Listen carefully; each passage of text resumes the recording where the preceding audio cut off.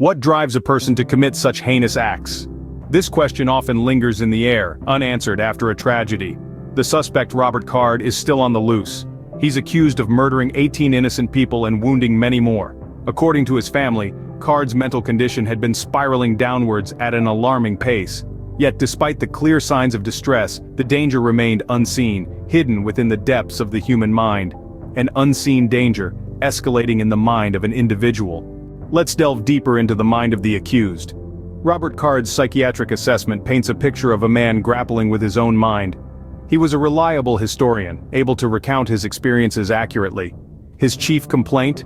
An overwhelming sense of despair, persistent and unyielding. The history of his present illness outlined a man in the throes of a mental health crisis, struggling with stress, lacking support, and showing signs of functional decline. The psychiatric functional inquiry revealed a mood steeped in depression, a mind plagued by anxiety and psychosis. His thoughts were a battlefield, teetering on the edge of suicide and homicide. And in the end, these battles within created a complex web of mental health issues, leading to a tragic outcome. The past often holds the keys to understanding the present. Robert Card's history is riddled with psychiatric disturbances. Previous diagnoses, treatments, and hospitalizations paint a picture of a man locked in a battle with his own mind. His medical history further complicates this picture, with neurological issues possibly contributing to his mental state. Familial history also shows a pattern of psychiatric illnesses and substance abuse.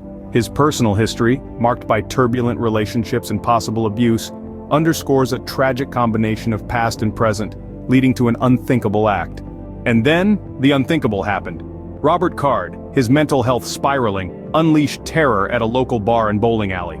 18 lives were abruptly ended, with many others injured. A horrifying scene of chaos and heartbreak. A tragedy that leaves us questioning, could this have been prevented?